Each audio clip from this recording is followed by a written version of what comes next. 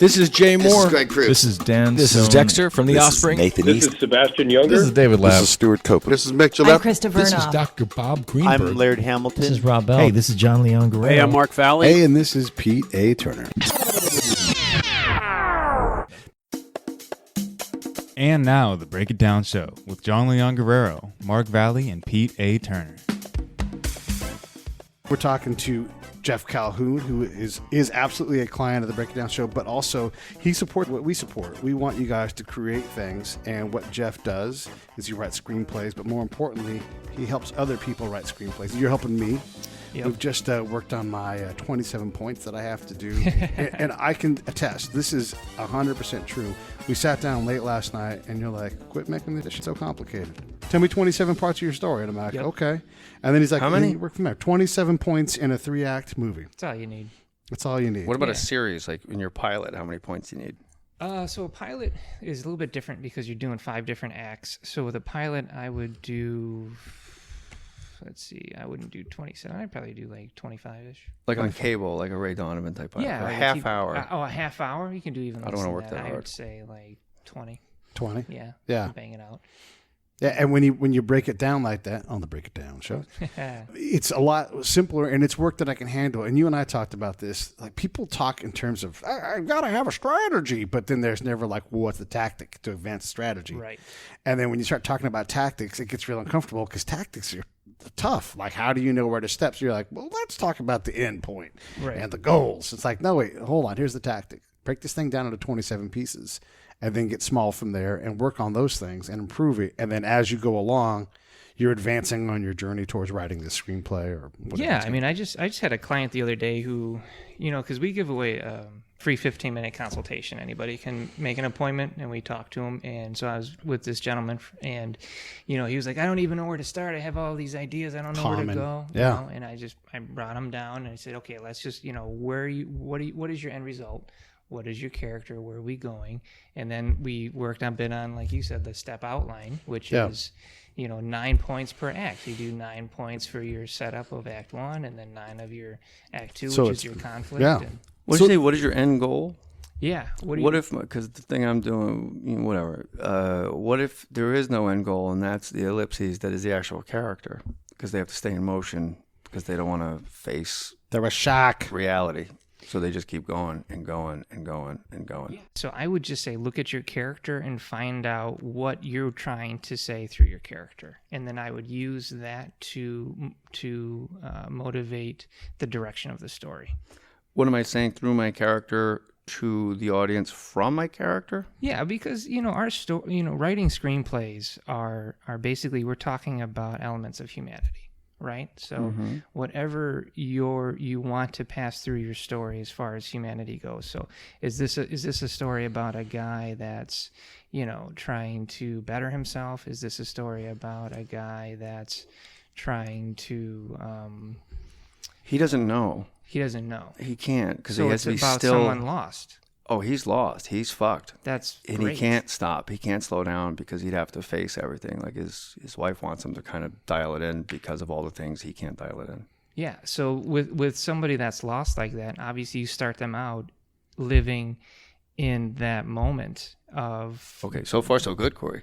being lost, and then you're going to build in towards direction. I mean, characters have to go through a path of change. That doesn't mean they have to become better people. They just have to go through change, and it has to reflect in a way that the audience would understand, because we want to speak to other people and what they've gone through. So people identify with being lost, which I think that's actually a really great subject matter to speak about.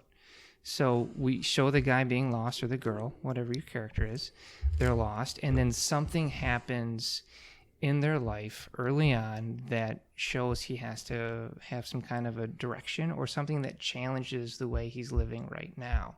And then we take it towards that direction, and we slowly build through that. And then towards the end of the story, what you can have is he or she realizes that they have been lost, and they have to change, and they have to become someone different. The typical ending is that they change and they walk away a better person, or you can have the ending where they realize they can't change, And that's even more tragic because now he's aware that he's lost. Whereas in the beginning of the story, they don't know they're lost. There's a great film that came out with Young Adult with Charlize Theron. I love that movie. I read it, and I read for it knowing full well I was not getting it. Because it was, and I did really well. And I mean, when you know you did well, you just know you did well. Yeah. And it was one of those things where I'm like, and I believe it was Patton Oswalt. And I'm like, then I never had a fucking chance. Yeah. If he was on the radar, it was a fucking charade of me even being in there. Yeah. He was great. But go movie. Yeah. I mean, I bet you would have crushed that part. But in that, the character, right? She realizes she has to be a better person, right? And so she goes through that whole arc, and towards the end, she has that moment of, I can become a better person, and then she refuses that call, and she says, no, I'm going to go back to the way I was, and in fact, even worse, because she steals someone else's work on top of it. So, talk about an audience being able to identify with something. That's humanity. That's humanity. Settling. Exactly. And so you can build that into your character. It doesn't have to be the classic ending of, look at him, he's found his way in life and he's amazing and we're so happy for him. No, he's realized that he can't have direction for whatever reason, and now he's aware of it, and now it's a tragedy, right? Which is classic Greek mythology, right? Yeah. And that could be a beautiful story.